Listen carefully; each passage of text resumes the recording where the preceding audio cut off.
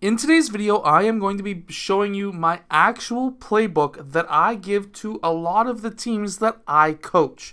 These are 5 plays that are pretty much standard across most of the teams that I have coached over the last few years, and these are absolutely deadly. These are very easy, quick plays that you could run with middle school or even high school teams.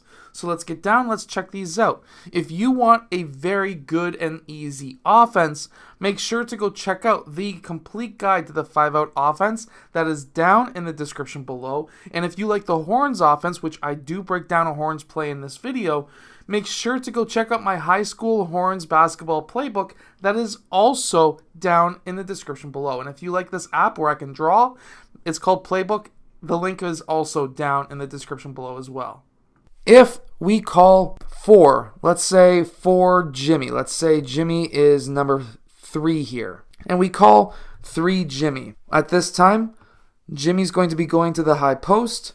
Because he came from this side, player 5 is going to go down. Player 1 is going to dribble over towards that right side.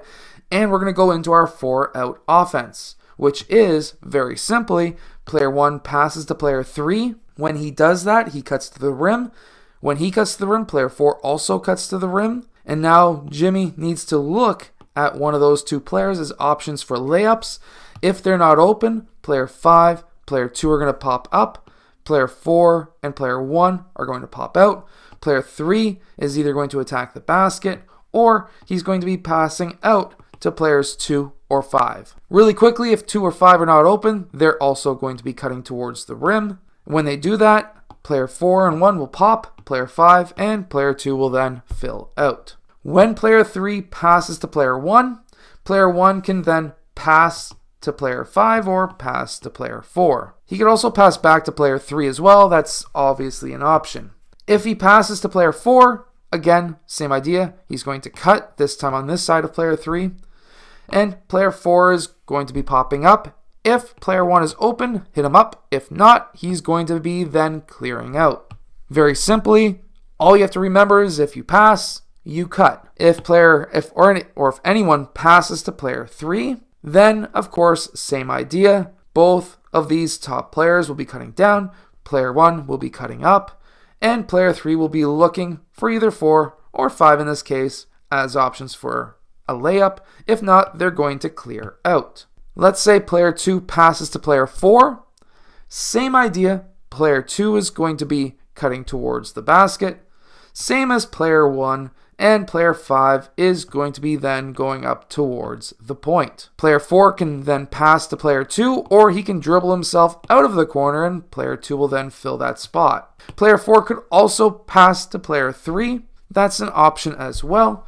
But we really want to pass to player 3 from the point or the wings. Hey everyone, so here is our 5-out. This is our base offense. When we come down the court, this is how we should set up right away. The point guard, however, should be calling out a play when he's dribbling up the court if we're not being pressed. And that way we can get ourselves going in our offense. But what we're going to start with is our 5-out. And our 5-out is very basic. Player 1, which is the point guard, he's going to pass to either player 3 or to player 2. If he passes to player 2, he has 3 different options. He can go and set a screen for player 2, he can set a screen away for player 3, or he can attack the rim. The one thing that player 1 cannot do is to stay still and do nothing. If, for example, we start with cutting to the rim, player 1 is going to cut to the rim, player 3 is going to fill, player 5 is going to fill, and player 1 is going to be then filling out to where player 5 was. Very simple. If player 2, for example, passes over to player 4, and let's say he cuts to the rim, now player 3 needs to fill, player 5 needs to fill, player 1 needs to fill up, and then player 2 needs to fill out. Because player 4 is in the corner, if he passes out to player 3, he cuts, posts up for 1 second, 2 seconds, and then he's going to run back out. At any given time, whoever has the ball, it doesn't matter. If he calls for a screen, player 5 or player 4 will set the screen. It all comes down to where he's calling it. If his fist is up on this side, then the screen should come from this side. If player 3's fist is up in this side, then it would be player 4 setting a screen over here. If we go to pass and screen 4, then player 3 passes to player 4. Player 3 sets that screen on player 4. Player 4 uses that screen, and player 3 will roll towards the basket.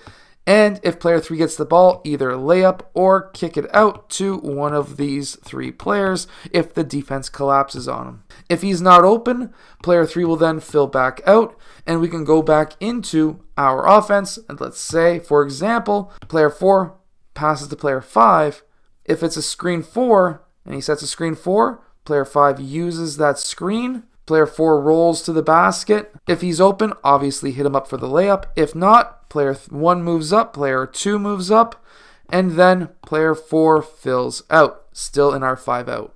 And if we are stuck, we can call help, or you can call it pin down. It doesn't matter, it's the exact same play. What we are going to be doing is having players 4 and 5 setting that screen down, player 3 and 2 popping up, and player 1 is hopefully passing to either player 3 or 2. If they are, player 3 needs to either hit that 3 or hit player 4 rolling towards the basket off of that screen. However, let's say this was not open. They set those screens, players 2 and 3 popped, but neither of these players are open. Player 5 and 4 rolled, but let's say neither of them are open either. We're going to then have players 2 and 3 setting screens down once again for these 2 players. Basically, it's a double pin down screen, and it works extremely well. Now, if we call elevator David or elevator horns David, or however which way you want to say it, either way, elevator has to be in the name. Player 3 again and player 2 again go to the high post. Player 5 and 4 go down to the corner.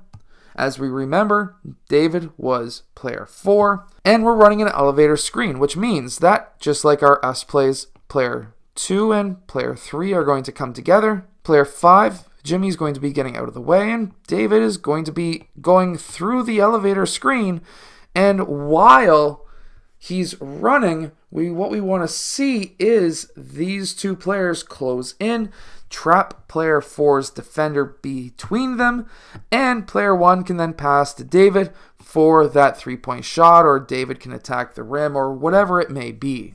Now into our horns offense. Let's say this is Jimmy, and let's say this is David. If we call horns Jimmy, player 3 is going to go to the high post, player 2 is going to go to the high post, player 5 and player 4 are going to be going down towards the corners. This was Jimmy, which means we called horns Jimmy. Jimmy's going to be using players 2 and 3 as a screen, and player 5, which is David, is going to be clearing to the opposite side. Player 1 is going to pass to player 4. This is Jimmy. He can either take that 3, he can attack the basket. If he attacks, player 3 needs to clear out. Obviously, these guys need to clear out as well. Or if he is stuck, if his man is on him playing really tight, then player 3 can set that screen for Jimmy. This player can roll towards the basket, and we can get ourselves a layup. So make sure to go check out my complete guide to the 5-out offense that is down in the description below. And if you want an easy offense to run that is going to get you a lot of points, also check out the high school horns basketball playbook that is also down in the description below as well. Anyways, I hope that this video has helped you and your team win more games. If it has, hit that like button and subscribe, and I will see you guys again in my next video.